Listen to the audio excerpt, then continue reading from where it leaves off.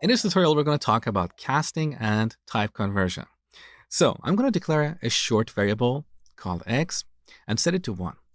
And then I'm going to declare an integer called y and set it to x plus 2. In this example, we're adding a short to an integer. What do you think the result is going to be? Well, let's take a look. So SOUT, let's print y, we get 3. That is what you were expecting. But let me explain what happens under the hood for this expression to get executed. Because we're dealing with two different types of values, one is a short, the other is an integer, one of these values should be converted to the other type so they are equal. Now I got a question for you. How many bytes do we have in a short variable? We have 2 bytes. How many bytes do we have in an integer? 4 bytes. So any values that we store in a short variable can also be stored in an integer variable, right? So when this piece of code is going to get executed, this is what's going to happen.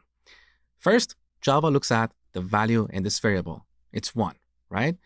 It's going to allocate another variable, an anonymous variable somewhere in memory. We don't know where that is. We don't know the name of that variable. It doesn't have a name. It's anonymous. That variable is going to be an integer. Then Java is going to copy the value of x into that memory space, and then it will add these two numbers together. This is what we call implicit casting. Let me type it here. Implicit casting. That means automatic casting or automatic conversion. We don't have to worry about it. Whenever we have a value and that value can be converted to a data type that is bigger, casting or conversion happens implicitly or automatically. So byte can be automatically converted to short, and this can be converted to int and long. Okay. Now, what about floating point numbers? Let's look at an example. I'm going to change this to a double 1.1. Now here we have a compilation error because on the right side of the assignment operator, we have a floating point number, a double. On the left side, we have an integer. So we need to change this to double. Now, when we execute this code, we're going to get 3.1. Let's verify this. There you go. Now let's see how casting happens here. In this case, we're dealing with a double and an integer. An integer is less precise than a double because in a double, we can have digits after the decimal point.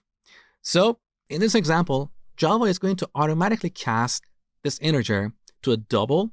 So that will be 2.0, and then 2.0 will be added to 1.1. Okay, so back to this chain. Here we're going to have float and then double. So as a general rule of thumb, implicit casting happens whenever we're not going to lose data. There is no chance for data loss.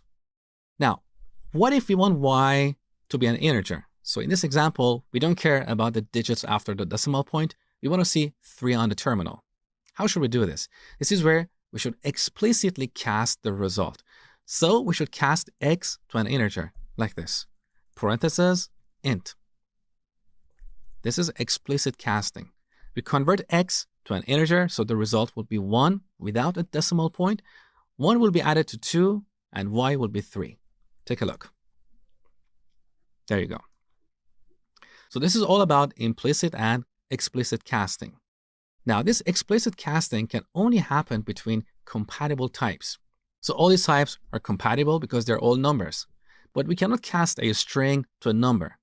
In other words, if x was a string, like this, let's say 1, we cannot cast x to an integer because they are not compatible. So how do we do this? Well, for all these primitive types you have learned, we have wrapper classes. So in Java, we have a class, which is a reference type called integer. This class is defined in java.lang package. And in this class, we have a method called parseInt. So this method takes a string and returns an integer. So integer is the wrapper class for the int primitive type. We also have short, and in this class, we have parseShort. So it takes a string and returns a short. Similarly, we have float and double, and obviously the name of these methods are different. So here we have parseFloat. So back to this example, let's say we get x as a string and we want to convert it to an integer. This is how we do it. Integer dot parseInt we pass x here and then add it to 2. Take a look. So we get 3. Now you might be curious why this matters. Why should we parse or convert a string to a number to add it to something else? Well, pretty much in most frameworks for building user interfaces, whether you're building a desktop or a mobile application or a web application, we always receive input from the user as a string. So if you have a form with a bunch of text boxes or drop-down list, almost always we get values as strings. So that's why we need to convert these strings to their numeric representation. Okay? Now, what if x is a floating point number here? What will happen when we try to parse this as an integer? Let's take a look. Once again, we get an exception, which is how Java reports errors to our programs. We're going to talk about exceptions in detail in the future. So if the user enters 1.1, we cannot use this method. Instead, we should use float or double.